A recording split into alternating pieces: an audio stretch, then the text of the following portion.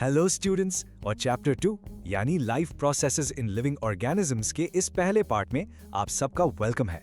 कभी सोचा है आपने कि वो जो एक रोटी आप खाते हैं वो आपको दौड़ने की, पढ़ने की, यहाँ तक कि सोने की एनर्जी आखिर कैसे देती है? या फिर सांस लेने का जो इतना सिंपल सा काम है वो आपके शरीर के हर एक छोटे से छोटे सेल के अंदर तक कैसे काम करता है?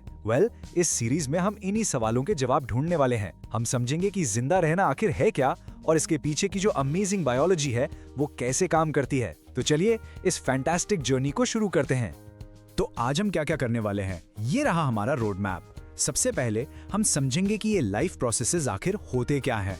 फिर हम बॉडी के फ्यूल यानी न्यूट्रिएंट्स की बात करेंगे कि ये आते कहाँ से हैं। उसके बाद हम रेस्पिरेशन के कॉन्सेप्ट को दो अलग अलग लेवल्स पर समझेंगे।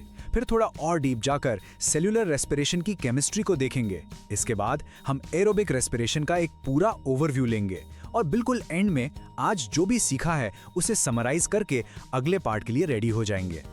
तो चलिए शुरू करते हैं हमारे पहले टॉपिक से। लाइफ प्रोसेसेस क्या हैं? बस 1 मिनट के लिए सोचिए, आपके पास एक ऐसी सुपर एडवांस्ड मशीन है जो खुद चलती है, खुद को रिपेयर करती है और सोच भी सकती है। पता है वो मशीन क्या है?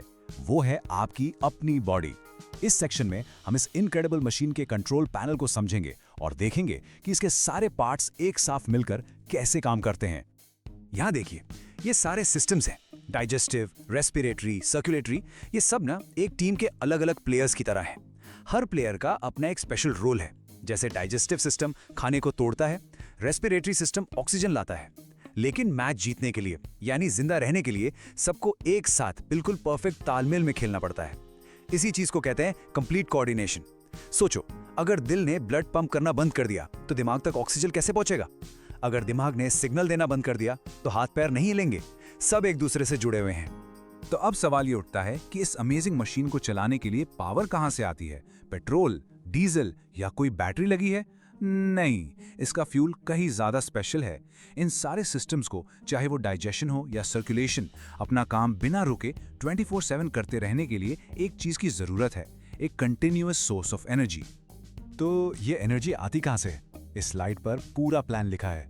सोचिए, जो खाना हम खाते हैं वो हमारा रॉ मटेरियल है, खासकर कार्बोहाइड्रेट्स, फैट्स और लिपिड्स। लेकिन इस रॉ मटेरियल को इस्तेमाल करने के लिए हमें ऑक्सीजन की भी जरूरत है, जो हम सांस के जरिए लेते हैं। अब एनर्जी बनाने की जो एक्चुअल फैक्ट्री है वो हमारे हर एक सेल के अंदर है, जिसका नाम है माइटोकॉन्ड्रिया। और इस रॉ मटेरियल यानी न्यूट्रिएंट्स और ऑक्सीजन को हर सेल की फैक्ट्री तक पहुंचाने का काम कौन करता है? हमारा डिलीवरी नेटवर्क यानी हमारा सर्कुलेटरी सिस्टम। हमने फ्यूल की बात तो कर ली, लेकिन ये फ्यूल आखिर है क्या और हमें मिलता कैसे है? चलिए अब हम अपने बॉडी के पेट्रोल पंप पर चलते हैं और समझेंगे कि ये न्यूट्रिएंट्स यानी पोषक तत्व क्या होते हैं। इस सेक्शन में हम इस फ्यूल के बारे में थोड़ा डिटेल से जानेंगे। देखिए, इस दुनिया में 2 तरह के जीव हैं, एक जो अपना खाना खुद बनाते हैं और दूसरे जो दूसरों पर डिपेंड करते हैं। प्लांट्स जो हैं वो मास्टर शेफ्स हैं, हम उन्हें ऑटोट्रॉफ्स कहते हैं। वो धूप, पानी और हवा से ही अपना लंच यानी फूड बना लेते हैं और जो एक्स्ट्रा खाना बच जाता है उसे वो अपने फ्रूट्स, लीव्स या रूट्स में स्टोर कर लेते हैं। और हम इंसान हैं फूडीज यानी हेटेरोट्रॉफ्स। हम उन मास्टर शेफ्स यानी प्लांट्स को या दूसरे फूडीज यानी एनिमल्स को खाकर एनर्जी लेते हैं। इससे हमें जरूरी न्यूट्रिएंट्स जैसे कार्बोहाइड्रेट्स, प्रोटीन्स और फैट्स मिलते हैं। अब हमारे एनर्जी की मेन सोर्स यानी कार्बोहाइड्रेट्स पर फोकस करते हैं। जरा अपनी दिन भर की प्लेट इमेजिन करो। सुबह की रोटी या पराठा है, वो गेहूं से बना है, फुल ऑफ कार्ब्स। दोपहर में चावल, फिर से कार्ब्स। शाम को चाय के साथ कुछ मीठा जैसे गुड़ या शक्कर और कार्ब्स। आलू, शकरकंदी, फल, दूध, इन सब में भर भर के कार्बोहाइड्रेट्स होते हैं। बेसिकली हमारी इंडियन डाइट, हमारी ताकत इन्हीं कार्बोहाइड्रेट्स पर चलती है। अब मैं आपको एक मैजिक नंबर बताने वाला हूँ। इस नंबर को अपने दिमाग में एकदम लॉक कर लीजिए। एग्जाम्स के लिए ये बहुत इंपॉर्टेंट है और वो नंबर है 4 किलो कैलोरीज। हर 1 ग्राम कार्बोहाइड्रेट जो आप खाते हैं उससे आपको लगभग इतनी एनर्जी मिलती है। ये छोटा सा नंबर ही है जो एथलीट्स को फिनिश लाइन क्रॉस करवाता है और आपको एग्जाम के लिए रात भर पढ़ने की ताकत देता है। चलिए अब आगे बढ़ते हैं। जब मैं कहता हूँ रेस्पिरेशन तो आपके दिमाग में क्या आता है? सांस अंदर लेना, सांस बाहर छोड़ना, राइट? लेकिन वो तो सिर्फ ट्रेलर है। असली पिक्चर तो सेल के अंदर चलती है।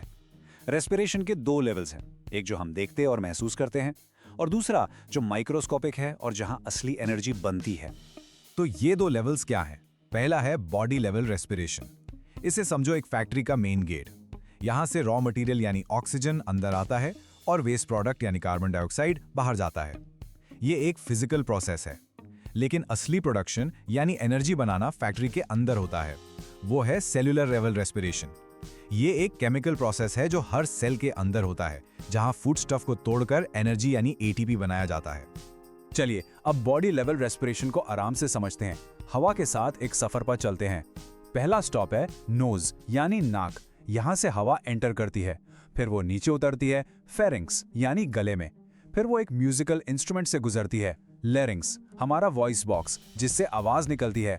उसके बाद एक लंबा हाईवे आता है, ट्रेकिया, जिसे हम विंड पाइप भी कहते हैं। आगे जाकर ये हाईवे दो स्मॉलर रोड्स यानी ब्रोंकाई में डिवाइड हो जाता है, जो सीधा हमारी डेस्टिनेशन यानी लंग्स तक जाती हैं। और इस पूरे सिस्टम के नीचे एक मजबूत मसल है, डायाफ्राम, जो इस पूरे प्रोसेस को कंट्रोल करती है। बॉडी लेवल का सफर तो पूरा हो गया। अब टाइम है अपने वर्चुअल माइक्रोस्कोप को जूम इन करने का। इतना जूम करेंगे कि हम एक सिंगल सेल के अंदर जा सकें, क्योंकि एनर्जी की असली कहानी वहीं शुरू होती है। इस सेक्शन में हम उस केमिकल प्रोसेस को समझेंगे जो ग्लूकोज से एनर्जी निकालता है। तो सेल्यूलर रेस्पिरेशन है क्या? जो कार्बोहाइड्रेट्स हमने खाए थे वो डाइजेस्ट होने के बाद आखिर में ग्लूकोज बन जाते हैं। सेल्यूलर रेस्पिरेशन वो केमिकल प्रोसेस है जिसमें इस ग्लूकोज को धीरे धीरे स्टेप बाय स्टेप तोड़ा जाता है। इसे कहते हैं ऑक्सीडेशन।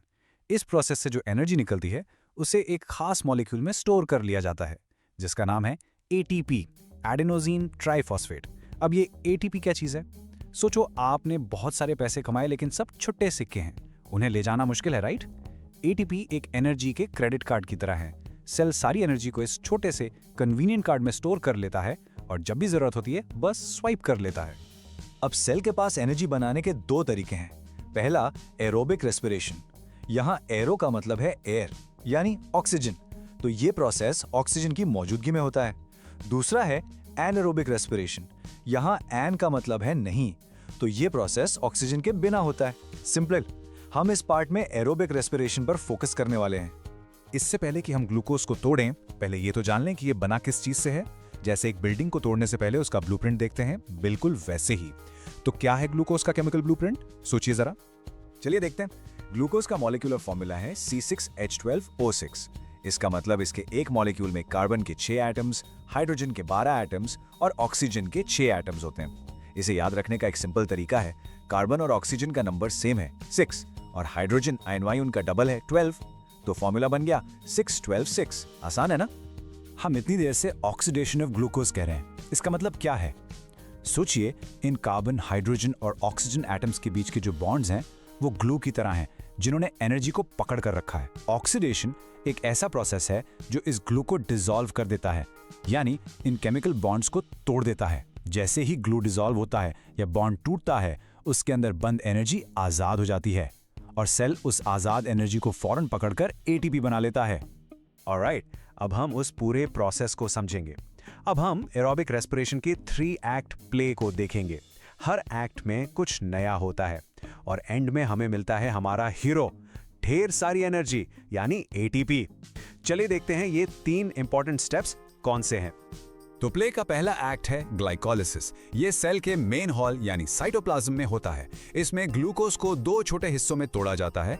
उसके बाद प्रोसेस एंटर करता है सेल के पावर हाउस यानी माइटोकॉन्ड्रिया में। वहां 2 बैक टू बैक एक्ट्स होते हैं। एक्ट 2 है क्रिब साइकिल और फाइनल एक्ट 3 है इलेक्ट्रॉन ट्रांसफर चेन। ये दोनों ही स्टेप्स माइटोकॉन्ड्रिया के अंदर होते हैं। तो याद रखिए, ग्लाइकोलिसिस साइटोप्लाज्म में और बाकी दोनों मेन इवेंट्स माइटोकॉन्ड्रिया में। तो इन 3 एक्ट्स के पूरा होने के बाद आखिर में क्या हुआ? हमने ग्लूकोज मॉलिक्यूल जो खाने से आया और ऑक्सीजन जो सांस से आई से शुरुआत की, और हमें एंड प्रोडक्ट में मिला कार्बन डाइऑक्साइड जो हम सांस में छोड़ते हैं, पानी और सबसे इंपॉर्टेंट चीज ढेर सारी एनर्जी जो एटीपी के क्रेडिट कार्ड्स में स्टोर हो गई। ये पूरा प्रोसेस एक आग जलाने जैसा है, बस ये आग सेल के अंदर बहुत ही कंट्रोल तरीके से जलती है। तो इसी के साथ हम अपनी आज की जर्नी के पहले चेक पॉइंट पर आ गए हैं। आगे बढ़ने से पहले चलो एक बार पीछे मुड़कर देखते हैं कि हमने इस पार्ट 1 में क्या क्या इंपॉर्टेंट रास्ते कवर किए हैं। एक क्विक रिकैप हो जाए।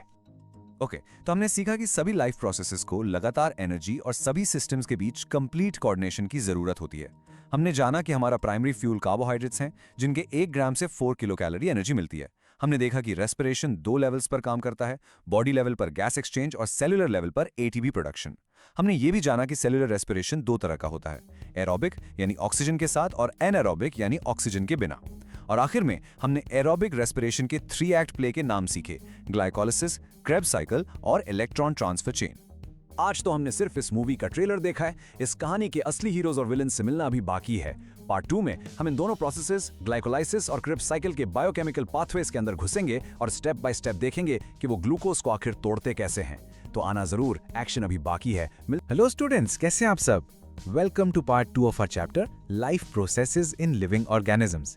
याद है, पिछले पार्ट में हमने समझा था कि एनर्जी हमारे लिए कितनी जरूरी है और ये हमें मिलती है कार्बोहाइड्रेट से। तो आज हम उसी कहानी को आगे बढ़ाएंगे और देखेंगे कि उस कार्बोहाइड्रेट से एनर्जी आखिर रिलीज कैसे होती है। हम पूरी डिटेल में एक्सप्लोर करने वाले हैं एरोबिक रेस्पिरेशन। तो चलिए शुरू करते हैं। तो आज का हमारा प्लान क्या है? देखिए, सबसे पहले हम रेस्पिरेशन का एक जनरल ओवरव्यू लेंगे। उसके बाद हम सीधा डाइव करेंगे एरोबिक रेस्पिरेशन के 3 स्टेजेस में। पहला है ग्लाइकोलिसिस, दूसरा है क्रेब्स साइकिल और तीसरा है इलेक्ट्रॉन ट्रांसफर चेन। फिर हम समझेंगे सेल की एनर्जी करेंसी यानी एटीपी के बारे में, और लास्ट में हम सब कुछ समराइज करेंगे और नेक्स्ट पार्ट के लिए जमीन तैयार करेंगे। तो आप सब तैयार हैं? चलिए। ओके, तो शुरू करते हैं हमारे पहले सेक्शन से। अब देखिए, आगे के जो थोड़े कॉम्प्लिकेटेड स्टेप्स हैं ना, उनको समझने से पहले ये जानना बहुत ज़रूरी है कि सेल्यूलर रेस्पिरेशन आखिर है क्या और ये हमारे नॉर्मल सांस लेने वाले प्रोसेस से कैसे अलग है। अगर ये फाउंडेशन क्लियर हो गया तो आगे सब कुछ आसान लगेगा। अब ऐसे समझो कि रेस्पिरेशन के ना 2 लेवल्स हैं। पहला है बॉडी लेवल रेस्पिरेशन। ये तो आप सब जानते ही हो, सांस अंदर लेना यानी ऑक्सीजन को बॉडी में लेना और सांस बाहर छोड़ना यानी कार्बन डाइऑक्साइड को बॉडी से निकालना। सिंपल। लेकिन जो असली कहानी है, जो असली एनर्जी बनती है, वो होती है सेल्यूलर लेवल पे। यहाँ पर हमारे बॉडी के हर एक सेल के अंदर ग्लूकोज जैसे फूड मॉलिक्यूल्स को ऑक्सीजन की मदद से तोड़ा जाता है, उन्हें ऑक्सीडाइज किया जाता है ताकि उनसे एनर्जी रिलीज हो सके। हमारी बॉडी का असली पावर प्लांट यहीं चलता है। अब ये जो सेल्यूलर रेस्पिरेशन है, इसके भी 2 तरीके हैं। पहला है एरोबिक रेस्पिरेशन।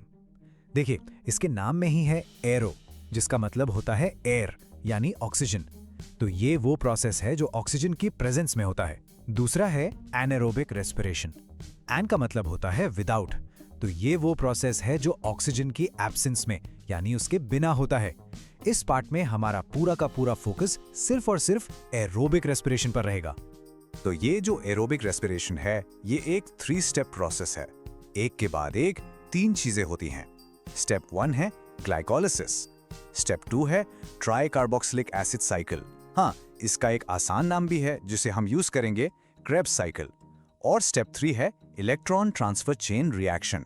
चलिए अब इन तीनों स्टेप्स को एक एक करके आराम से डिटेल में समझते हैं। तो शुरुआत करते हैं पहले स्टेप से, ग्लाइकोलिसिस। इसके नाम को ही तोड़कर देखिए। ग्लाइको मतलब ग्लूकोज और लाइसिस का मतलब होता है टू ब्रेक डाउन। तो ग्लाइकोलिसिस का सीधा सा मतलब क्या हुआ? ग्लूकोज का ब्रेक डाउन। कितना सिंपल है ना? ये एनर्जी प्रोडक्शन की पूरी फैक्ट्री का पहला स्टेशन है। अब एक बहुत ही इंपॉर्टेंट सवाल जो एग्जाम्स में अक्सर पूछा जाता है, ग्लाइकोलिसिस होता कहाँ है, इसकी लोकेशन क्या है? तो याद रखिएगा, ये सेल के पावर हाउस यानी माइटोकॉन्ड्रिया के अंदर नहीं होता। ये प्रोसेस होता है सेल के जेली लाइक सब्सटेंस में, जिसे हम कहते हैं साइटोप्लाज्म। बाकी के आगे के स्टेप्स माइटोकॉन्ड्रिया में होंगे, लेकिन शुरुआत, द फर्स्ट स्टेप हमेशा साइटोप्लाज्म में होता है। इसको नोट कर लीजिए। तो चलिए देखते हैं कि इस प्रोसेस में आखिर होता क्या है। हमारा इनपुट यानी हम शुरुआत कर रहे हैं एक मॉलिक्यूल ऑफ ग्लूकोज से, और आपको पता है ग्लूकोज एक 6 कार्बन मॉलिक्यूल है। अब जब ये 6 कार्बन का ग्लूकोज टूटता है तो हमें आउटपुट्स क्या मिलते हैं? सबसे पहले हमें मिलते हैं 2 मॉलिक्यूल्स ऑफ पायरुविक एसिड। ध्यान से देखिए, ग्लूकोज 6 कार्बन का था और पायरुविक एसिड 3 कार्बन का है, तो 6 टूटे तो 3 के 2 बन गए, कार्बन बैलेंस हो गया, राइट? इसके साथ साथ हमें थोड़ी सी रेडीमेड एनर्जी भी मिलती है, 2 मॉलिक्यूल्स एटीपी के। फिर मिलते हैं 2 मॉलिक्यूल्स ऑफ NADH2। ये क्या है, इस पे हम आगे बात करेंगे। और आखिर में 2 मॉलिक्यूल्स पानी के भी बनते हैं। यहाँ एक छोटा सा इंटरेस्टिंग फैक्ट आपके लिए, ग्लाइकोलिसिस का एक और नाम है EMP पाथवे। अब ये EMP क्यों? क्योंकि इसको 3 साइंटिस्ट्स ने मिलकर डिस्कवर किया था। E for Emden, M for Meyerhof and P for Parnas. तो उनके नाम पर इसको EMP पाथवे भी कहते हैं। तो अगर एग्जाम में ये नाम आए तो घबराना नहीं है, वो ग्लाइकोलिसिस की ही बात कर रहे हैं। ओके, तो ग्लाइकोलिसिस हो गया, पाइरुविक एसिड बन गया, लेकिन कहानी यहाँ खत्म नहीं हुई। अगला स्टेप है क्रेब्स साइकिल। पर यहाँ एक ट्विस्ट है। आप ऐसे इमेजिन करो कि क्रेब्स साइकिल एक बहुत ही एक्सक्लूसिव VIP पार्टी है, और जो हमारा पाइरुविक एसिड है ना, उसके पास इस पार्टी का एंट्री पास नहीं है। तो पार्टी में घुसने के लिए इस पाइरुविक एसिड को थोड़ा तैयार होना पड़ता है, अपना रूप बदलना पड़ता है, और ये कन्वर्ट हो जाता है एक नए मॉलिक्यूल में जिसका नाम है एसिटिल कोएंजाइम ए। शॉर्ट में हम इसको एसिटिल को ए बोलेंगे, और इस कन्वर्जन के प्रोसेस को ही हम कहते हैं एसिटिलेशन। तो याद है, ग्लाइकोलिसिस में 2 पाइरुविक एसिड बने थे। तो जब ये दोनों कन्वर्ट होते हैं तो हमें क्या मिलता है? हमें मिलते हैं 2 मॉलिक्यूल्स ऑफ एसिटाइल कोए। ये हमारे VIP एंट्री पास हैं, राइट? साथ ही साथ 2 और NADH2 के मॉलिक्यूल्स बनते हैं, और यहाँ पर 2 मॉलिक्यूल्स ऑफ कार्बन डाइऑक्साइड यानी CO2 रिलीज होते हैं। और इंटरेस्टिंग बात यह है कि ये वही CO2 है जिसे हम ब्रीदिंग के टाइम बाहर छोड़ते हैं। तो उसकी शुरुआत यहाँ से होती है। चलिए, अब हमारा VIP molecule acetyl CoA party के अंदर आ चुका है। तो अब शुरू होगा हमारा दूसरा बड़ा स्टेज, द क्रेब्स साइकिल। याद कीजिए, ग्लाइकोलिसिस में ग्लूकोज पूरी तरह नहीं टूटा था, सिर्फ 2 हिस्सों में बटा था। यहाँ क्रेब्स साइकिल के अंदर उस एसिटाइल ग्रुप का कंप्लीट ऑक्सीडेशन होगा, मतलब उसके अंदर जितनी भी छिपी हुई एनर्जी है उसको पूरी तरह से निचोड़ लिया जाएगा। इस साइकिल को क्रेब्स साइकिल क्यों कहते हैं? ये नाम सर हांस क्रेब्स के नाम पर है। वही थे जिन्होंने इस पूरे साइकिल को, इस पूरे प्रोसेस को डिस्कवर किया था, और उनके इस अमेजिंग डिस्कवरी के लिए उन्हें 1953 में फिजियोलॉजी में नोबेल प्राइज भी मिला था। इसलिए उनके सम्मान में हम इसको क्रेब्स साइकिल कहते हैं। और फिर से लोकेशन, ये बहुत जरूरी है। ग्लाइकोलिसिस कहाँ हुआ था? साइटोप्लाज्म में। लेकिन अब एसिटाइल कोए बनने के बाद वो मॉलिक्यूल साइटोप्लाज्म से मूव करके सेल के पावर हाउस के अंदर आ जाता है, यानी माइटोकॉन्ड्रिया के अंदर। तो क्रेब्स साइकिल का पूरा प्रोसेस माइटोकॉन्ड्रिया के मैट्रिक्स में चलता है। तो इस साइकिल के अंदर होता क्या है बेसिकली? जैसे ही एसिटाइल कोए माइटोकॉन्ड्रिया में एंटर करता है, वहां रिएक्शंस की एक पूरी चेन, एक साइकिल शुरू हो जाती है। वो एसिटाइल कोए इस साइकिल में घूमता है और पूरी तरह से ऑक्सीडाइज हो जाता है, यानी टूट जाता है। और जब ये साइकिल चलता है तो हमें काफ़ी चीज़ें मिलती हैं। बाई प्रोडक्ट्स में CO2 और पानी निकलता है, लेकिन सबसे इंपॉर्टेंट चीज़ जो यहाँ बनती है वो है एनर्जी कैरियर्स। हमें मिलते हैं ढेर सारे NADH2, एक नया कैरियर FADH2, और थोड़ा सा डायरेक्ट ATP भी बनता है। चलिए, अब हम आ गए हैं इस पूरे प्रोसेस के ग्रैंड फिनाले पर। आखिरी और सबसे ज्यादा एनर्जी देने वाला step, the electron transfer chain, या शॉर्ट में ETC। अभी तक ग्लाइकोलिसिस और क्रेब्स साइकिल में हमने जो एनर्जी कैरियर्स यानी NADH2 और FADH2 के चेक्स इकट्ठे किए थे, अब उन चेक्स को कैश कराने का टाइम आ गया है। असली पैसा यानी असली ATP अब बनेगा। सबसे बड़ा जैकपॉट इसी स्टेप में है। पार के स्टेप पे जाने से पहले चलिए इन 2 एनर्जी कैरियर्स को थोड़ा समझ लेते हैं, जिनका नाम हम बार बार ले रहे हैं। पहला है NADH2। इसका पूरा नाम है निकोटिनामाइड एडेनिन डाइन्यूक्लियोटाइड। थोड़ा लंबा है ना? तो इसको आप ऐसे समझो कि ये एक फुली चार्ज्ड मोबाइल बैटरी है।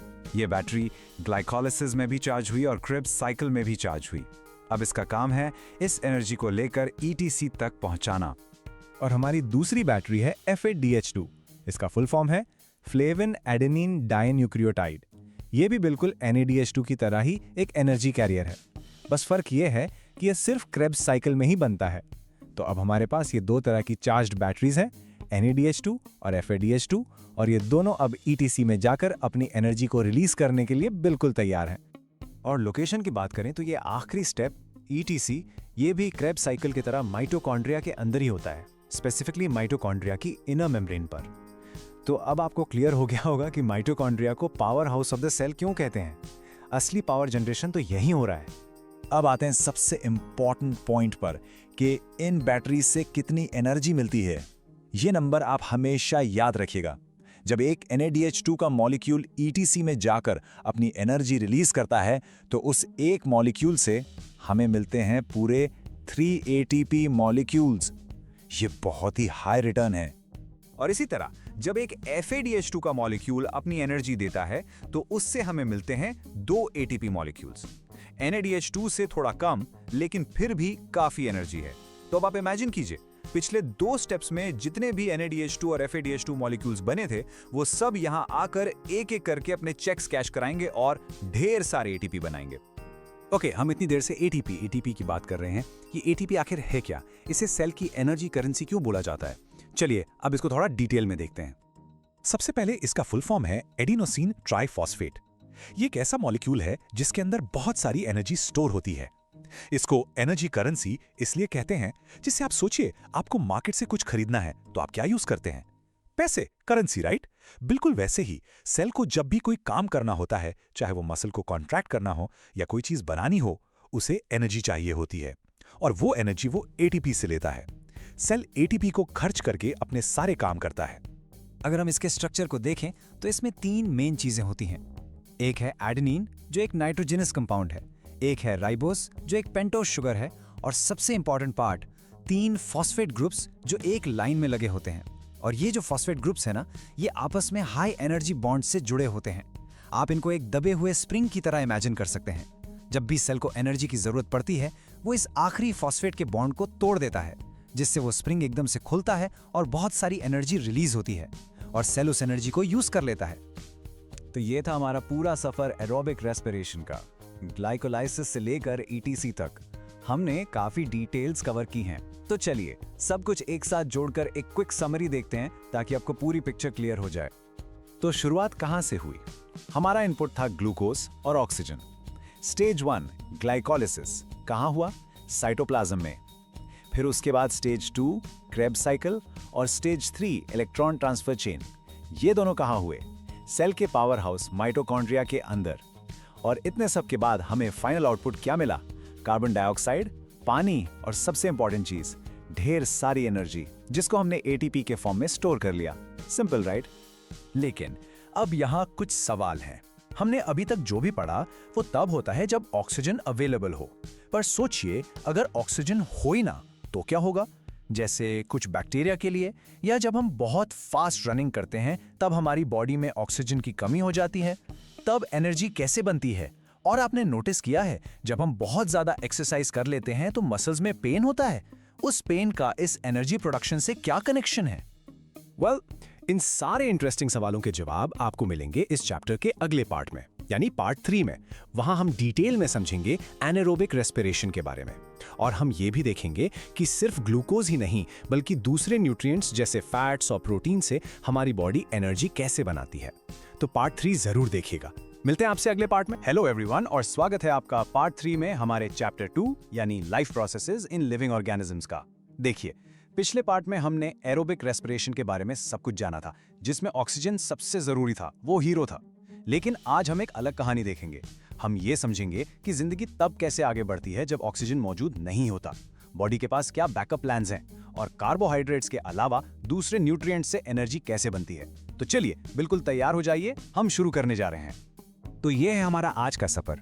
सबसे पहले हम एनारोबिक रेस्पिरेशन को समझेंगे, यानी बिना ऑक्सीजन के एनर्जी कैसे बनती है। फिर हम उससे जुड़े हुए एक प्रोसेस फर्मेंटेशन की बात करेंगे। उसके बाद हम देखेंगे कि हमारी बॉडी प्रोटीन्स और लिपिड्स को, यानी फैट्स को एनर्जी के लिए कैसे इस्तेमाल करती है।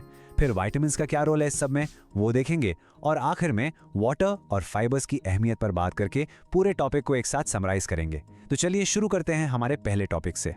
तो पहला सवाल, ये एनारोबिक रेस्पिरेशन आखिर है क्या? इसको आप ऐसे समझिए कि ये हमारी बॉडी का एनर्जी बनाने के लिए प्लान बी है। सोचिए, प्लान ए था एरोबिक रेस्पिरेशन, जिसके लिए ऑक्सीजन चाहिए, लेकिन अगर किसी वजह से ऑक्सीजन की सप्लाई कम हो जाए या बंद हो जाए तो क्या बॉडी काम करना बंद कर देगी? नहीं, उसी वक्त ये प्लान बी एक्टिवेट हो जाता है। हाँ, कुछ छोटे छोटे ऑर्गेनिजम्स के लिए तो यही उनका प्लान ए है, वो हमेशा इसी तरह से एनर्जी बनाते हैं। लेकिन हमारे जैसे बड़े ऑर्गेनिजम्स के लिए ये एक इमरजेंसी बैकअप सिस्टम है। चलिए इसके बारे में और जानते हैं। अच्छा, अब इसकी असली डेफिनेशन देखते हैं। एनारोबिक रेस्पिरेशन एक ऐसा प्रोसेस है जिसमें ग्लूकोज से एनर्जी बनाई जाती है, लेकिन यहाँ 2 सबसे जरूरी बातें हैं। पहली, इसमें ग्लूकोज का इनकम्प्लीट ऑक्सीडेशन होता है, यानी ग्लूकोज पूरी तरह से टूट नहीं पाता है। और दूसरी, ये सारा काम एब्सेंस ऑफ ऑक्सीजन में होता है, यानी जब ऑक्सीजन मौजूद ना हो। यही 2 चीजें इसे एरोबिक रेस्पिरेशन से बिल्कुल अलग बनाती हैं। याद है ना, एरोबिक में ग्लूकोज का कंप्लीट ऑक्सीडेशन होता था और हमें ढेर सारी एनर्जी मिलती थी। यहाँ पर क्योंकि ऑक्सीडेशन अधूरा है, एनर्जी भी काफी कम बनेगी। तो ये प्लान बी काम कहाँ आता है? सबसे पहले कुछ माइक्रो ऑर्गेनिजम्स में, जैसे कई तरह के बैक्टीरिया और यीस्ट। ये ऐसी जगहों पर रहते हैं जहां ऑक्सीजन होता ही नहीं, जैसे गहरी जमीन में या किसी लिक्विड के अंदर। तो उनके पास जिंदा रहने के लिए यही एक तरीका है। दूसरा एग्जाम्पल है प्लांट सीड्स, यानी बीज। सोचो, एक बीज जमीन के नीचे है और बारिश की वजह से पूरी तरह पानी में डूब गया है। उसे उगने के लिए, यानी जर्मिनेशन के लिए एनर्जी तो चाहिए, पर ऑक्सीजन मिल नहीं रहा। उस वक्त वो भी एनारोबिक रेस्पिरेशन का सहारा लेता है। और तीसरा और सबसे मजेदार एग्जाम्पल हमारी अपनी बॉडी के अंदर। जब आप बहुत तेजी से एक्सरसाइज करते हो, जैसे स्प्रिंटिंग या वेट लिफ्टिंग, तो आपके मसल्स को जितनी ऑक्सीजन चाहिए उतनी तेजी से आप सांस नहीं ले पाते। उस थोड़े से टाइम के लिए आपके मसल सेल्स भी एनारोबिक रेस्पिरेशन पर स्विच कर जाते हैं। इस पूरी बात का जो सबसे जरूरी पॉइंट है, जो आपको हमेशा याद रखना है, वो ये है, क्योंकि ग्लूकोज पूरी तरह से नहीं टूटता, इसलिए इस प्रोसेस में एनर्जी भी बहुत कम बनती है। अगर आपको याद हो, एरोबिक रेस्पिरेशन में एक ग्लूकोज मॉलिक्यूल से लगभग 38 एटीपी मॉलिक्यूल्स बनते थे, लेकिन यहां एनारोबिक रेस्पिरेशन में एक ग्लूकोज मॉलिक्यूल से सिर्फ 2 एटीपी मॉलिक्यूल्स बनते हैं। देखा आपने कितना बड़ा फर्क है? इसलिए ये लंबे समय के लिए काम नहीं आ सकता। ये सिर्फ एक टेम्पररी और छोटा सा सोल्यूशन है। अब एनारोबिक रेस्पिरेशन के प्रोसेस को थोड़ा और गहराई से समझते हैं। इसके लिए हमें फर्मेंटेशन को जानना होगा। हमने पिछले पार्ट में पढ़ा था कि ग्लाइकोलाइसिस एक कॉमन स्टेप है। ये एरोबिक और एनारोबिक दोनों में होता है। ग्लाइकोलाइसिस में क्या होता है? ग्लूकोज टूटकर पायरुविक एसिड बनाता है। उसके बाद का रास्ता ऑक्सीजन डिसाइड करता है। अगर ऑक्सीजन है तो पायरुविक एसिड आगे क्रेब्स साइकिल में चला जाता है। लेकिन अगर ऑक्सीजन नहीं है, तब क्या होता है? बस यहीं से फर्मेंटेशन का रास्ता शुरू होता है। तो पूरे एनारोबिक रेस्पिरेशन को हम 2 आसान स्टेप्स में डिवाइड कर सकते हैं। स्टेप 1 है ग्लाइकोलाइसिस। ये सेल के साइटोप्लाज्म में होता है। इसमें एक ग्लूकोज मॉलिक्यूल से 2 पायरुविक एसिड के मॉलिक्यूल्स बनते हैं। ये स्टेप बिल्कुल वैसा ही है जैसा एरोबिक रेस्पिरेशन में था। अब आता है स्टेप 2, जिसे हम कहते हैं फर्मेंटेशन। क्योंकि अब ऑक्सीजन नहीं है, तो पायरुविक एसिड माइटोकॉन्ड्रिया के अंदर नहीं जा सकता, इसलिए वो साइटोप्लाज्म में ही रहता है और वहां मौजूद कुछ एंजाइम्स उस पायरुविक एसिड को या तो किसी ऑर्गेनिक एसिड जैसे कि लैक्टिक एसिड या फिर अल्कोहल में बदल देते हैं। और आखिर में बनेगा क्या, ये डिपेंड करता है कि फर्मेंटेशन कर कौन रहा है। चलिए देखते हैं। जैसे कि यीस्ट सेल्स, जिनका इस्तेमाल हम बेकिंग और शराब बनाने की इंडस्ट्री में करते हैं, वो पायरुविक एसिड को फर्मेंट करके बनाते हैं अल्कोहल, स्पेसिफिकली एथेनॉल। जो ब्रेड फूलता है ना, वो इसी प्रोसेस की वजह से होता है। फिर कई दूसरे माइक्रोब्स हैं जो अलग अलग चीज़ें बनाते हैं, जैसे कि विनेगर, जिसका केमिकल नाम है एसिटिक एसिड, और कुछ विटामिन्स भी फर्मेंटेशन से ही बनते हैं। और जब बात हमारी बॉडी की आती है, तो हमारे रेड ब्लड सेल्स यानी एरिथ्रोसाइट्स और मसल सेल्स, जब वो एनारोबिक रेस्पिरेशन करते हैं तो वो लैक्टिक एसिड बनाते हैं। अच्छा, एक बात बताइए, कभी आपने जिम में ज्यादा एक्सरसाइज की हो या बहुत तेज दौड़े हो, तो क्या आपने अपने मसल्स में एक अजीब सी जलन और थकान महसूस की है? एक बर्निंग सेंसेशन? वो जो थकान और दर्द होता है ना, उसका सीधा सीधा कनेक्शन इस लैक्टिक एसिड से है। चलिए देखते हैं कि होता कैसे है। ये टाइमलाइन मसल फटीग के पूरे प्रोसेस को स्टेप बाय स्टेप समझाती है। देखिए क्या होता है। आपने जोरदार एक्सरसाइज शुरू की, आपके मसल्स को ज्यादा एनर्जी के लिए ज्यादा ऑक्सीजन की जरूरत है, लेकिन आपकी सांस उतनी तेजी से ऑक्सीजन सप्लाई नहीं कर पा रही। इस ऑक्सीजन की कमी को पूरा करने के लिए मसल सेल्स एनर्जी बनाना बंद नहीं करते, वो एनारोबिक रेस्पिरेशन शुरू कर देते हैं। इस प्रोसेस में ग्लाइकोलाइसिस से बना हुआ पायरुविक एसिड लैक्टिक एसिड में बदलने लगता है। धीरे धीरे ये लैक्टिक एसिड मसल्स में इकट्ठा होने लगता है, जिसे हम कहते हैं एक्यूमुलेशन। और जैसे जैसे ये बढ़ता जाता है, आपको थकान यानी फटीग और दर्द महसूस होने लगता है। इसी सिचुएशन को ऑक्सीजन डेट भी कहते हैं, यानी बॉडी पर ऑक्सीजन का उधार हो गया है, जिसे आप एक्सरसाइज के बाद आराम करके और गहरी सांस लेकर चुकाते हैं। चलिए अब कार्बोहाइड्रेट से आगे बढ़ते हैं और हमारे दूसरे सबसे जरूरी न्यूट्रिएंट की बात करते हैं, प्रोटीन्स। अक्सर जब हम प्रोटीन का नाम सुनते हैं तो हमारे दिमाग में बॉडी बिल्डिंग आती है, जो बिल्कुल सही है।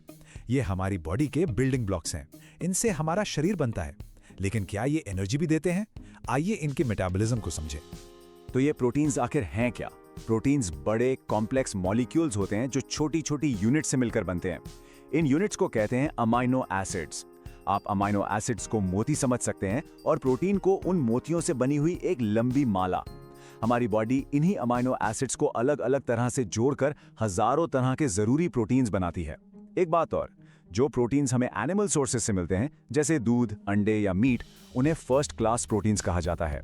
ऐसा इसलिए क्योंकि उनमें सभी जरूरी अमाइनो एसिड्स सही मात्रा में होते हैं। अब अगर एनर्जी की बात करें तो 1 ग्राम प्रोटीन से हमें 4 किलो कैलोरीज एनर्जी मिलती है। ये उतनी ही है जितनी हमें 1 ग्राम कार्बोहाइड्रेट से मिलती थी। लेकिन बॉडी की पहली पसंद एनर्जी के लिए हमेशा कार्बोहाइड्रेट्स ही होते हैं। बॉडी प्रोटीन्स को एनर्जी के लिए इस्तेमाल तभी करती है जब कार्ब्स की कमी हो। ऐसा क्यों? क्योंकि प्रोटीन का एक इससे भी ज्यादा जरूरी काम है। तो सवाल ये उठता है कि अगर एनर्जी देना प्रोटीन का मेन काम नहीं है, तो इन अमाइनो एसिड्स का आखिर असली काम क्या है?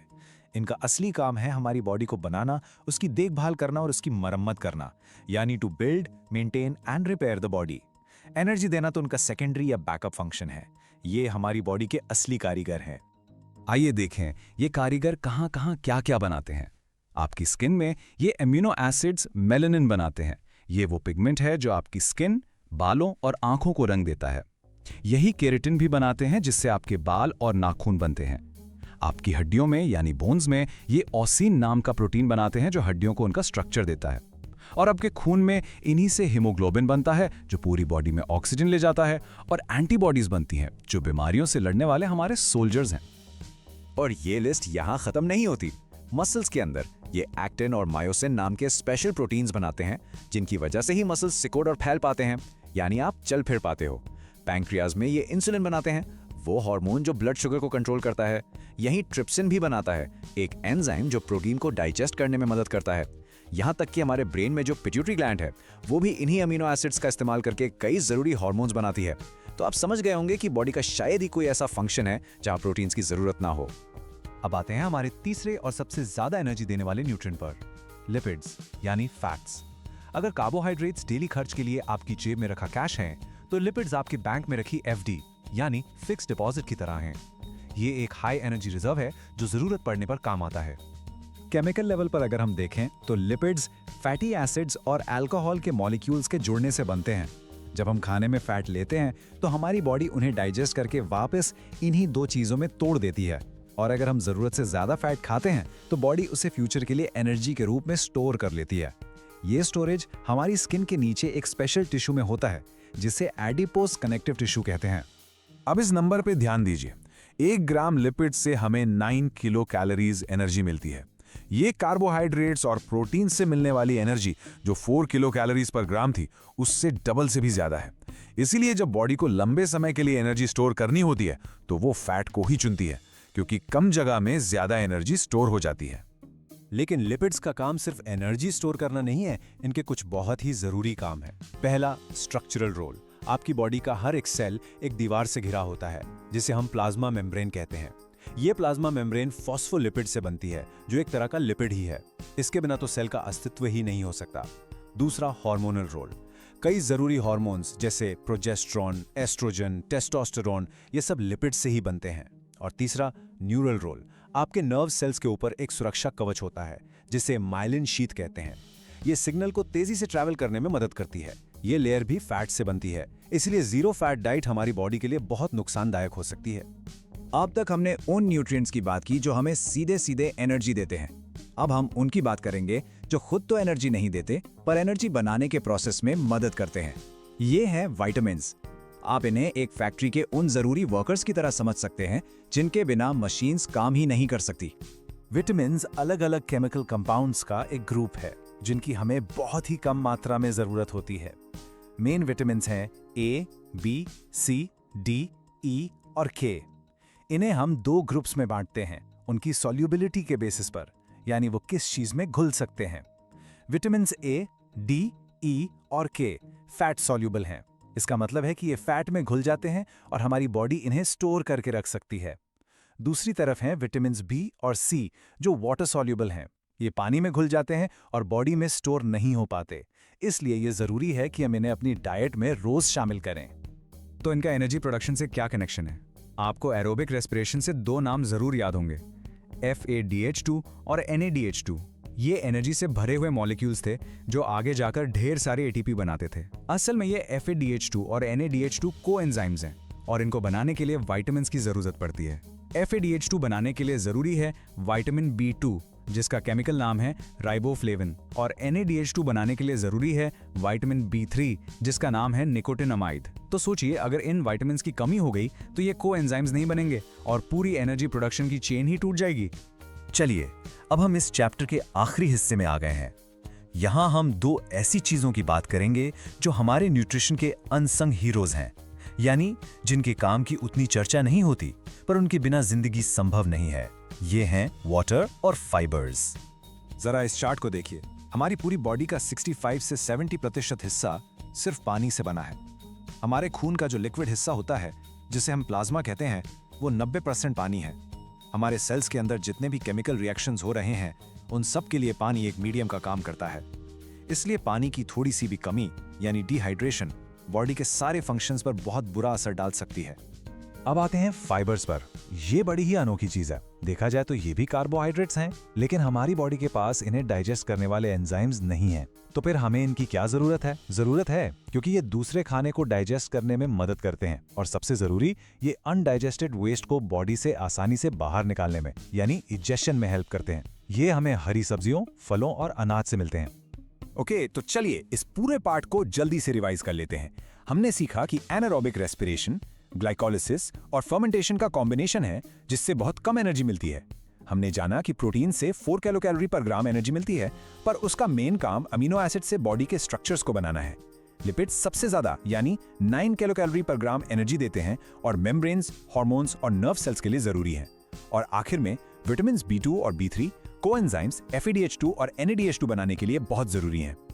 इसके साथ ही हमारा एनर्जी प्रोडक्शन का ये टॉपिक यहाँ पूरा होता है।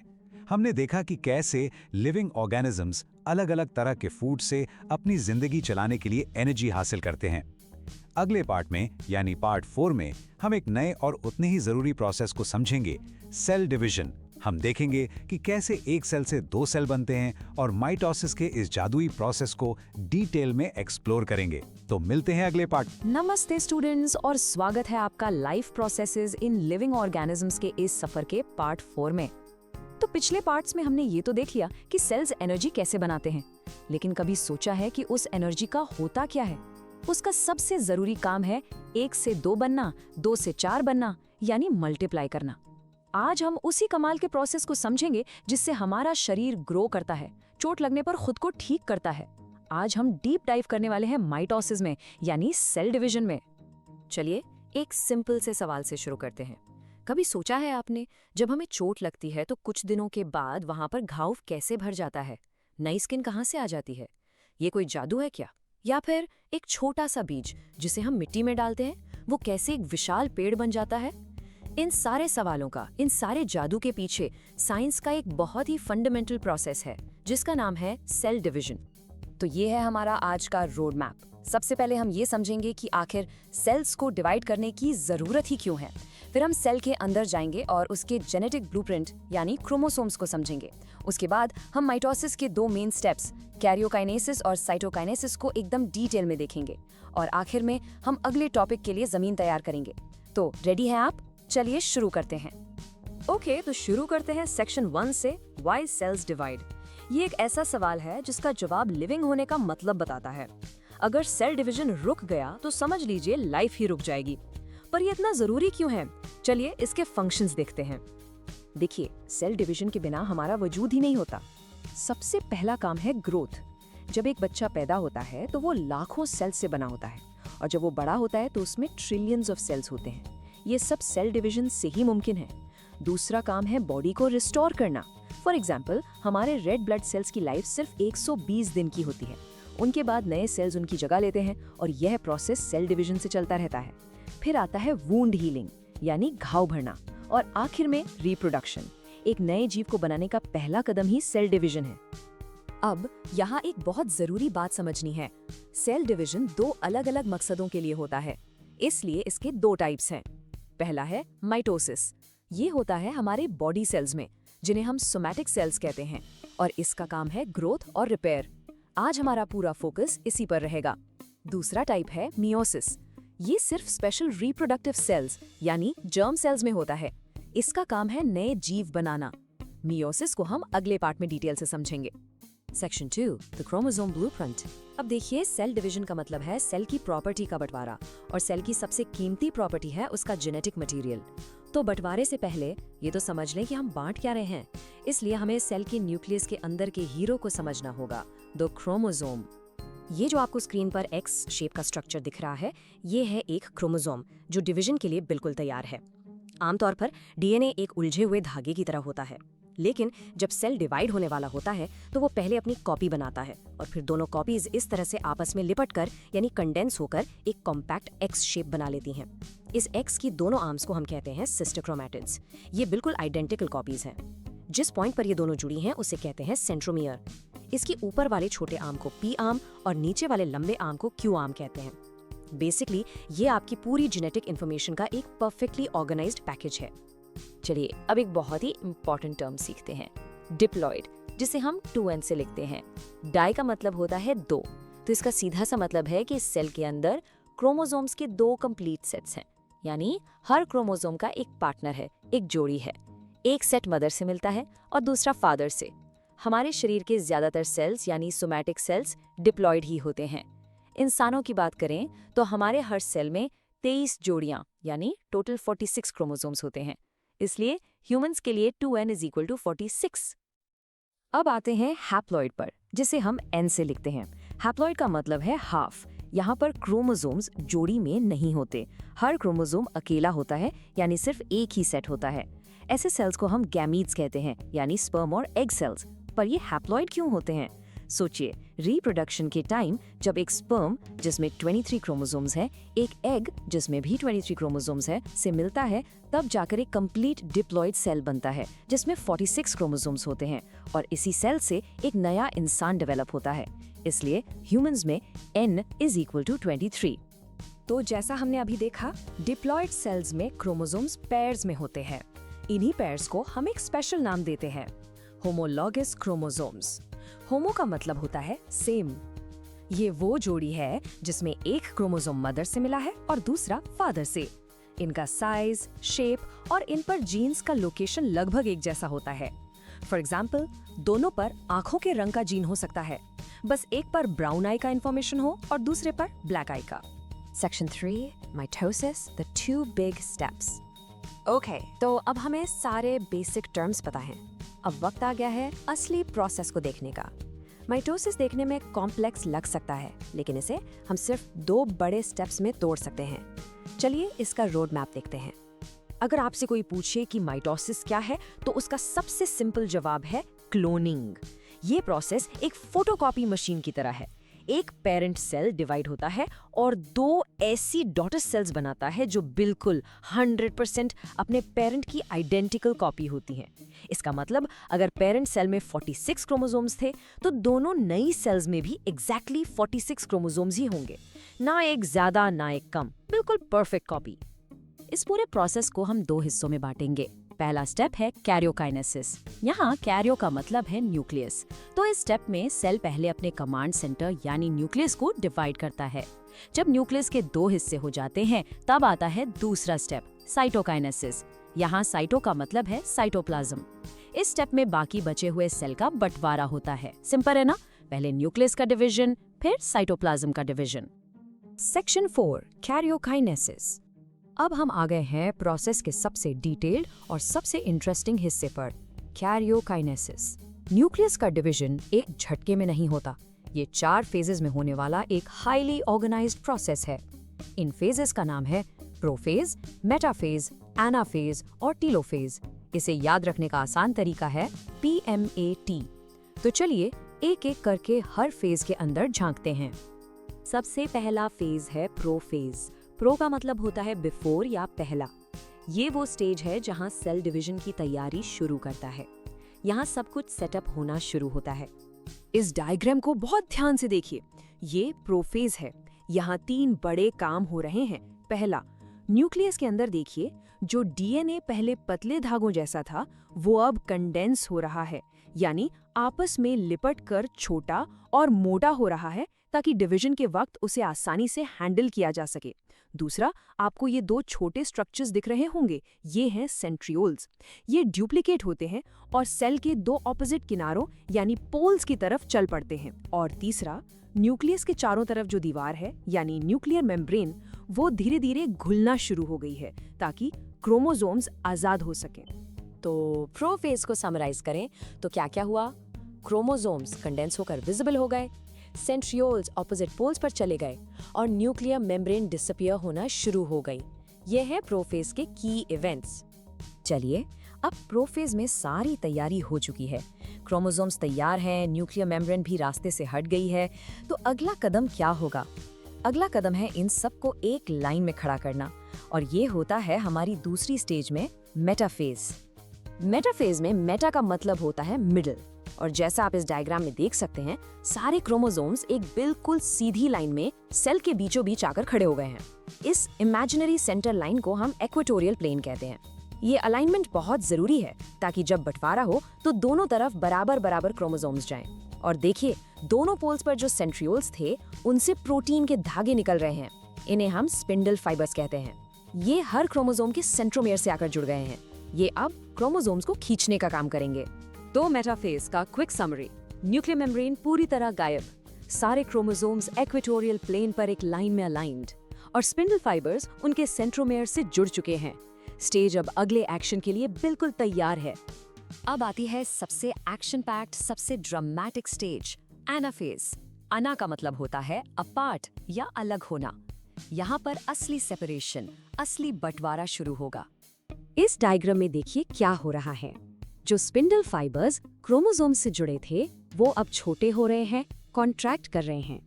इस खिंचाव से हर क्रोमोसोम का सेंट्रोमियर बीच से टूट जाता है, और जो 2 सिस्टर क्रोमैटिड्स अब तक साथ थे, वो अलग हो जाते हैं। अलग होने के बाद इन्हें डॉटर क्रोमोसोम्स कहते हैं। अब ये डॉटर क्रोमोसोम स्पिंडल फाइबर्स द्वारा ऑपोजिट पोल्स की तरफ खींचे जा रहे हैं, और इनका शेप देखिए, वी शेप का लग रहा है, जैसे इन्हें बीच से पकड़कर खींचा जा रहा हो। तो एनाफेज का मतलब एक ही शब्द में है, सेपरेशन। सेंट्रोमियर्स स्प्लिट हो गए, सिस्टर क्रोमैटिड्स अलग हो गए, और अब वो डॉटर क्रोमोसोम्स बनकर ऑपोजिट पोल्स की तरफ जा रहे हैं। इससे ये सुनिश्चित हो जाता है कि दोनों बनने वाले न्यूक्लियाई में जेनेटिक इंफॉर्मेशन का पूरा और बराबर सेट पहुंचेगा। तो डॉटर क्रोमोसोम्स अपनी अपनी मंजिल यानी पोल्स तक पहुंच चुके हैं। बंटवारे का काम लगभग पूरा हो गया है। अब वक्त है सब कुछ समेटने का और नए घर बनाने का। हम आ गए हैं कैरियोकाइनेसिस की आखिरी स्टेज में, टीलोफेज। टीलोफेज को समझने का सबसे आसान तरीका है कि ये प्रोफेज का बिल्कुल उल्टा यानी रिवर्स है। याद कीजिए, प्रोफेज में क्या हुआ था? क्रोमोसोम्स मोटे हुए थे। यहाँ देखिए, वो डीकंडेंस होकर वापस पतले धागे बन रहे हैं। प्रोफेज में न्यूक्लियर मेम्ब्रेन टूटी थी। यहाँ दोनों पोल्स पर क्रोमोसोम्स के चारों तरफ एक नई न्यूक्लियर मेम्ब्रेन बन रही है। जो जो चीजें प्रोफेज में टूटी थी, टीलोफेज उन्हें वापस बना रहा है। तो टीलोफेज के एंड तक कार्योकाइनेसिस पूरा हो जाता है। स्पिंडल फाइबर्स गायब हो जाते हैं, क्रोमोसोम्स वापस नॉर्मल हो जाते हैं, और 2 नए आइडेंटिकल न्यूक्लियाई तैयार हो जाते हैं। लेकिन अब एक अजीब सी सिचुएशन है। एक ही सेल के अंदर 2 न्यूक्लियस हैं। मतलब कमांड सेंटर तो 2 बंद है, पर फैक्ट्री अभी भी एक ही है। अब इस फैक्ट्री का बंटवारा होना बाकी है। Section 5, cytokinesis. चलिए, अब आते हैं आखिरी कदम पर, द फाइनल स्प्लिट। न्यूक्लियस तो डिवाइड हो चुका है, अब बाकी के साइटोप्लाज्म को भी 2 हिस्सों में बांटना है, और इस प्रोसेस को कहते हैं साइटोकिनेसिस। साइटोकाइनेसिस बेसिकली वो फिजिकल प्रोसेस है जिसमें सेल बीच से पिचककर या डिवाइड होकर 2 अलग अलग डॉटर सेल्स बना देता है। याद रखिए, कैरियोकाइनेसिस के बाद साइटोकाइनेसिस होता है, और दोनों एक दूसरे के बिना अधूरे हैं। और ये एक बहुत ही इंपॉर्टेंट पॉइंट है, एग्जाम्स में अक्सर पूछा जाता है। एनिमल सेल्स और प्लांट सेल्स में साइटोकाइनेसिस अलग अलग तरीके से होता है। ऐसा क्यों? क्योंकि प्लांट सेल्स के बाहर एक सख्त रिजिड सेल वॉल होती है जिसे आप पिचका नहीं सकते। इसलिए एनिमल सेल्स में सेल मेम्ब्रेन बाहर से अंदर की तरफ पिचकती है, एक गड्ढा बनाती है जिसे नॉच कहते हैं, और सेल 2 हिस्सों में टूट जाता है। लेकिन प्लांट सेल्स में सेल के बीच में एक नई दीवार, जिसे सेल प्लेट कहते हैं, बनना शुरू होती है, और वो अंदर से बाहर की तरफ ग्रो करती है जब तक कि वो सेल को 2 हिस्सों में बांट ना दे। तो इन सब के बाद माइटोसिस का फाइनल रिजल्ट क्या है? हमने शुरू किया था एक डिप्लॉयड 2n पेरेंट सेल से, और पूरे प्रोसेस के बाद हमें मिली है 2 नई डॉटर सेल्स जो ना सिर्फ एक दूसरे की बल्कि अपने पेरेंट सेल की भी एग्जैक्ट जेनेटिक कॉपी हैं और उनमें भी क्रोमोसोम नंबर सेम यानी 2n है। इसीलिए माइटोसिस, ग्रोथ और रिपेयर के लिए एक परफेक्ट प्रोसेस है। Section 6 next steps. चलिए, तो हमने माइटोसिस को तो अच्छे से समझ लिया। ये प्रोसेस ग्रोथ के लिए है, रिपेयर के लिए है, लेकिन लाइफ का एक और बहुत जरूरी पहलू है रिप्रोडक्शन। उसके लिए क्या होता है? ये सवाल हमें अगले टॉपिक की तरफ ले जाता है। जरा सोचिए, अगर हमारे रिप्रोडक्टिव सेल्स यानी स्पर्म और एग भी माइटोसिस से बनते तो दोनों में 46 क्रोमोसोम्स होते। जब वो मिलते तो बेबी में 92 क्रोमोसोम्स हो जाते और उसकी अगली जनरेशन में 184। हर जनरेशन में क्रोमोसोम नंबर डबल होता जाता। पर ऐसा तो नहीं होता है ना। तो नेचर कैसे ऐसे स्पेशल सेल्स बनाता है जिसमें क्रोमोसोम नंबर ठीक आधा हो? इस टेबल को देखिए, ये आपके सारे डाउट्स क्लियर कर देगा और अगले पार्ट के लिए एक प्रीव्यू भी देगा। माइटोसिस होता है सोमैटिक सेल्स में, जबकि मियोसिस होता है जर्म सेल्स में। माइटोसिस से बनती हैं 2 आइडेंटिकल डिप्लॉइड्स 2n सेल्स, जबकि मियोसिस से बनती हैं 4 अलग-अलग हैप्लॉइड n सेल्स। और आखिर में पर्पस। माइटोसिस का काम है ग्रोथ और रिपेयर, जबकि मियोसिस का एक ही काम है रिप्रोडक्शन के लिए गैमेट्स बनाना। इसके बारे में हम डिटेल में जानेंगे हमारे अगले एक्सप्लेनर यानी पार्ट 5 में, जहां हम मियोसिस के फैसिनेटिंग प्रोसेस में डीप डाइव करेंगे। हम देखेंगे कि कैसे जेनेटिक वेरिएशन पैदा होता है जो हर इंसान को यूनिक बनाता है। तो मिलते हैं अगले पार्ट में। धन्यवाद। हेलो स्टूडेंट्स, और स्वागत है आपका chapter 2 life processes in living organisms के आखिरी यानी 5वें पार्ट में। देखिए, पिछले पार्ट में हमने माइटोसिस को काफी डिटेल में समझा था। आशा है आपको समझ आ गया होगा। आज हम सेल डिवीजन के दूसरे टाइप यानी मियोसिस को बिल्कुल आराम से स्टेप बाय स्टेप समझेंगे। ये रिप्रोडक्टिव सेल्स के लिए आप समझ लीजिए सबसे जरूरी प्रोसेस है। तो चलिए, सबसे पहले देखते हैं कि आज का हमारा रोड मैप क्या है। हम शुरुआत करेंगे मायोसिस के एक बेसिक इंट्रोडक्शन से कि आखिर ये है क्या और इसकी जरूरत क्यों है। फिर हम इसके 2 मेन स्टेजेस मायोसिस 1 और मायोसिस 2 में अच्छे से डीप डाइव करेंगे। इसके बाद हम माइटोसिस और मायोसिस का एक कंपैरिजन करेंगे जो बहुत इंपॉर्टेंट है, और बिल्कुल एंड में पूरे चैप्टर 2 का एक फाइनल समरी लेंगे ताकि सब कुछ रिवाइज हो जाए। ऑलराइट, तो चलिए शुरू करते हैं।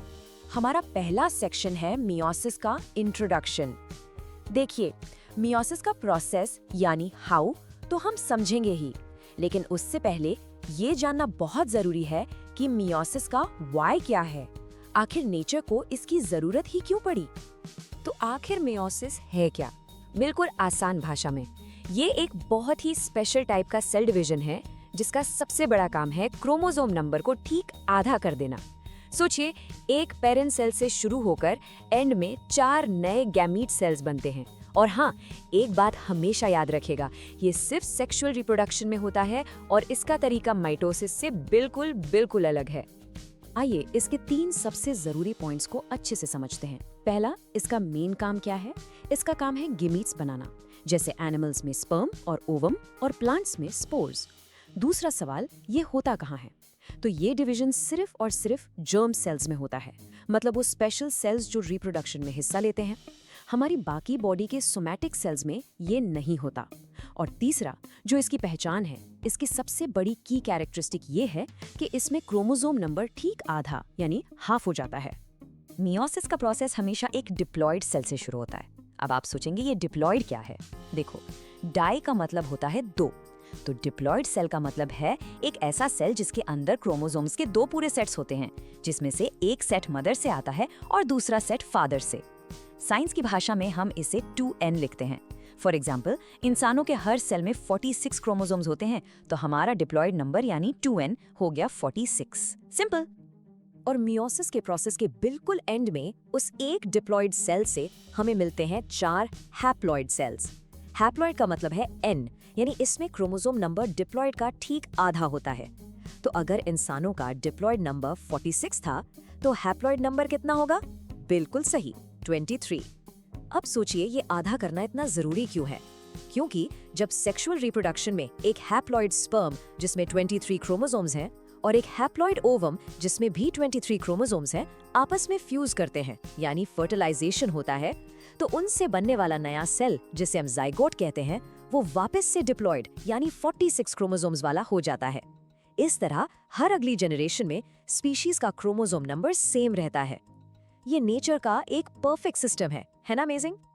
ओके, तो अब जब हम मियोसिस का वाई यानी उसकी जरूरत समझ चुके हैं, तो अब टाइम है इसके हाउ को देखने का, यानी इसका पूरा प्रोसेस। देखिए, मियोसिस एक सिंपल वन स्टेप प्रोसेस नहीं है। ये वो अलग अलग स्टेजेस में पूरा होता है और ये काफी कॉम्प्लेक्स है। तो मियोसिस के दो मेन स्टेजेस हैं, मियोसिस पार्ट 1 और मियोसिस पार्ट 2। मियोसिस पार्ट 1 को हम रिडक्शनल डिवीजन भी कहते हैं। इसे रिडक्शनल पता है क्यों कहते हैं? क्योंकि इसी स्टेज में जो क्रोमोसोम नंबर है वो रिड्यूस होकर आधा हो जाता है। इसके बाद होता है मियोसिस पार्ट 2, जिसे हम इक्वेशनल डिवीजन कहते हैं। इसे इक्वेशनल इसलिए कहते हैं क्योंकि ये स्टेज बिल्कुल माइटोसिस जैसा ही होता है, जिसमें नंबर ऑफ क्रोमोसोम्स सेम रहते हैं, बराबर रहते हैं। चलिए, अब हम मियोसिस आई को गहराई से समझेंगे। यहाँ पर पूरा ध्यान दीजिएगा क्योंकि ये मियोसिस का सबसे इम्पोर्टेंट, सबसे कॉम्प्लेक्स और सबसे लंबा हिस्सा है। जितना भी जेनेटिक वेरिएशन होता है, मतलब जो हम सब एक दूसरे से अलग दिखते हैं, उसकी नींव इसी स्टेज में रखी जाती है। मियोसिस आई की शुरुआत होती है उसके पहले फेज से, जिसका नाम है प्रोफेज आई। और मैं आपको बता दूं, ये पूरे मियोसिस प्रोसेस का सबसे लंबा और सबसे जरूरी फेज है। इसके अंदर कई बहुत इंपॉर्टेंट चीजें होती हैं। यहाँ प्रोफेज 1 में 3 ऐसे जरूरी इवेंट्स होते हैं जो सारी कहानी बदल देते हैं। सबसे पहले होता है साइनेप्सिस। इसमें क्या होता है कि होमोलोगस क्रोमोसोम्स, यानी एक क्रोमोसोम जो मदर से मिला है और वैसा ही एक जो फादर से मिला है, वो आपस में आकर जोड़ी बना लेते हैं। फिर होता है सबसे क्रिटिकल इवेंट, जिसे कहते हैं क्रॉसिंग ओवर। जब ये जोड़ी बनती है तो इनके नॉन सिस्टर क्रोमैटिड्स, यानी एक मदर वाले क्रोमोसोम का आर्म और एक फादर वाले क्रोमोसोम का आर्म, आपस में जेनेटिक मटेरियल एक्सचेंज करते हैं। आप इसको ऐसे इमेजिन कीजिए कि एक का हिस्सा टूटकर दूसरे में लग गया और दूसरे का पहले में, और इसका नतीजा, इसका रिजल्ट है जेनेटिक रिकॉम्बिनेशन। इसके बाद जो क्रोमैटिड्स बनते हैं वो बिल्कुल नए होते हैं, एक फ्रेश जेनेटिक कॉम्बिनेशन के साथ। यही वो जादू है, यही वो प्रोसेस है जिसकी वजह से एक ही माँ बाप के बच्चे भी आपस में एक जैसे नहीं, अलग दिखते हैं। This is the ultimate source of variation. अच्छा, प्रोफेज 1 के बाद आता है मेटाफेज 1। इस फेज में वो जो होमोलोगस पेयर्स बने थे वो सेल के ठीक बीच में, यानी इक्वेटोरियल प्लेन पर आकर लाइन में लग जाते हैं। फिर आता है एनाफेज 1 और यहाँ माइटोसिस से सबसे बड़ा फर्क साफ दिखता है। याद है, माइटोसिस में सेंट्रोमियर स्प्लिट होता था और सिस्टर क्रोमैटिड्स अलग होते थे। यहाँ ऐसा बिल्कुल नहीं होता। यहाँ पूरे के पूरे होमोलोगस क्रोमोसोम्स ही एक दूसरे से अलग होकर सेल के ऑपोजिट पोल्स की तरफ जाने लगते हैं। इस बात पे ध्यान दीजिए, सिस्टर क्रोमैटिड्स अभी भी अपने सेंट्रोमियर से जुड़े हुए हैं। फाइनली टीलोफेज 1 में क्रोमोसोम्स पोल्स पर पहुंच जाते हैं और सेल बीच से डिवाइड हो जाता है वाया साइटोकाइनेसिस। इसके एंड में हमें मिलते हैं 2 डॉटर सेल्स और ये दोनों अब हैप्लॉइड N हो चुके हैं क्योंकि क्रोमोसोम नंबर आधा हो चुका है। तो मियोसिस आई के बाद हमारे पास 2 हैप्लॉइड सेल्स रेडी हैं। लेकिन सफर अभी बाकी है मेरे दोस्त।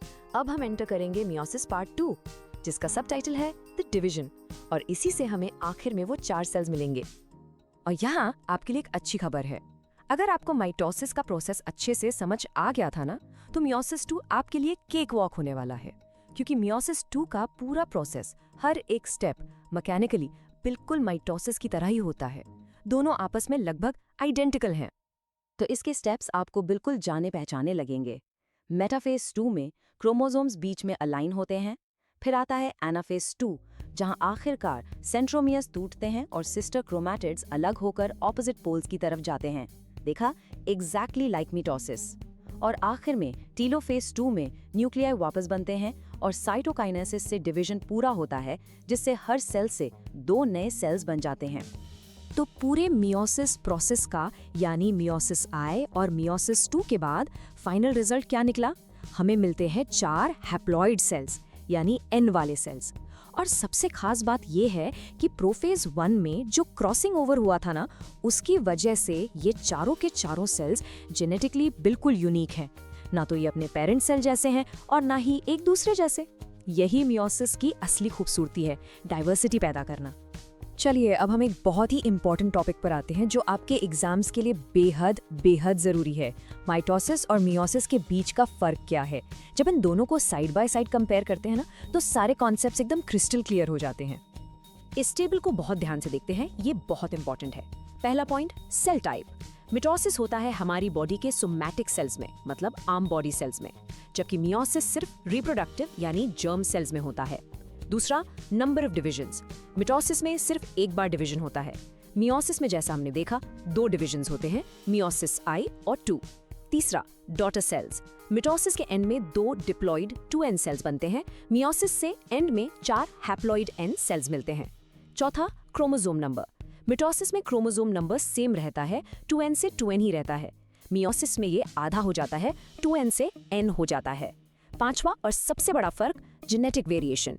मिटोसिस से तो आइडेंटिकल क्लोन्स बनते हैं, बिल्कुल 0 वेरिएशन, जबकि मियोसिस ही जेनेटिक वेरिएशन का सोर्स है, थैंक्स टू क्रॉसिंग ओवर। और आखिरी, पर्पस यानी मकसद। मिटोसिस का काम है ग्रोथ और रिपेयर, जबकि मियोसिस का एक ही मकसद है, सेक्सुअल रिप्रोडक्शन। तो इसी के साथ हमारा मियोसिस का टॉपिक पूरा होता है। और अब जब हमने इस चैप्टर के सारे टॉपिक्स कवर कर लिए हैं, तो चलिए एक बार इस पूरे चैप्टर 2 यानी life processes in living organisms part 1 का एक फाइनल समरी देखते हैं, ताकि सारी चीजें एक साथ जुड़ जाएं। चलिए इस पूरे चैप्टर का एक क्विक रीकैप करते हैं। हमने शुरुआत की थी एनर्जी प्रोडक्शन से। हमने समझा कि कैसे हमारे सेल्स फूड से एनर्जी निकालते हैं, जिसे कहते हैं सेल्यूलर रेस्पिरेशन। हमने देखा कि एरोबिक रेस्पिरेशन जो ऑक्सीजन के साथ होती है, उसके 3 मेन स्टेप्स हैं। पहला, ग्लाइकोलिसिस जो साइटोप्लाज्म में होता है। दूसरा, क्रेब्स साइकिल जो माइटोकॉन्ड्रिया में होता है। और तीसरा, इलेक्ट्रॉन ट्रांसफर चेन, जहां से हमें सबसे ज्यादा टोटल 38 ATP मॉलिक्यूल्स मिलते हैं। हमने ये भी जाना कि जब ऑक्सीजन ना हो तो एनारोबिक रेस्पिरेशन यानी फर्मेंटेशन कैसे होता है। फिर हमने न्यूट्रिएंट्स की बात की कि कार्बोहाइड्रेट्स और प्रोटीन से हमें लगभग 4 kcal पर ग्राम एनर्जी मिलती है, जबकि लिपिड से सबसे ज्यादा 9 kcal पर ग्राम मिलती है। और आखिर में हमने सेल डिवीजन को समझा, जिसके 2 टाइप हैं। पहला, माइटोसिस जो ग्रोथ और रिपेयर के लिए सोमैटिक सेल्स में होता है, और दूसरा मियोसिस जिसे हमने आज पढ़ा, जो जर्म सेल्स में गैमीट्स बनाने के लिए होता है और जेनेटिक डाइवर्सिटी लाता है। तो इस चैप्टर के अंत में बस इतना याद रखिएगा, मियोसिस सिर्फ एक डिवीजन नहीं है, ये उस डाइवर्सिटी का इंजन है जिसने इस धरती पर जीवन को इतना खूबसूरत और अलग-अलग रूप दिए हैं। हम सब जो एक दूसरे से इतने अलग हैं, उसके पीछे मियोसिस का ही तो हाथ है। और इस एक्सप्लेनर को खत्म करने से पहले मैं आपके लिए एक सवाल छोड़कर जा रहा हूँ। अब जब आप ये समझ गए हैं कि मियोसिस से वेरिएशन यानी विभिन्नता कैसे पैदा होती है, तो थोड़ा सोचिए ये प्रोसेस किसी भी स्पीशीज को बदलते हुए एनवायरनमेंट में, बदलते हुए माहौल में जिंदा रहने में यानी सर्वाइव करने में कैसे मदद करता है। इसके बारे में जरूर सोचना। इसी के साथ हमारा चैप्टर 2 यहाँ समाप्त होता है। उम्मीद है आपको सब कुछ अच्छे से समझ आया होगा।